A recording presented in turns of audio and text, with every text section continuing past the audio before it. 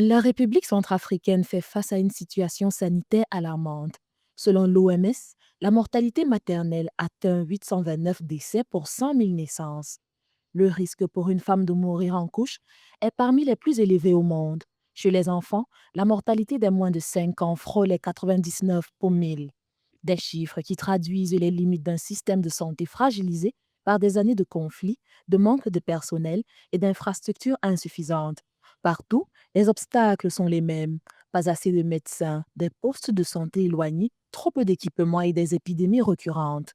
Les femmes enceintes parcourent parfois des dizaines de kilomètres pour accoucher dans de mauvaises conditions, faute de personnel C'est qualifié. que beaucoup de gens n'utilisent pas les services de santé officiels pour beaucoup de raisons, dont des contraintes multiples, les contraintes économiques, les contraintes liées à la disponibilité et l'accessibilité du personnel de santé. Pour changer la donne, le gouvernement compte sur le plan national de développement sanitaire 2022-2026. Objectif, réduire de moitié la mortalité maternelle, diviser par deux la mortalité infantile et rapprocher les soins des communautés, mais aussi renforcer la prévention, la vaccination et former davantage d'agents de santé. Autre levier d'espoir, la numérisation du système de santé. C'est une initiative qui nous permet de mettre au point un modèle d'action sanitaire qui est approprié à notre écosystème.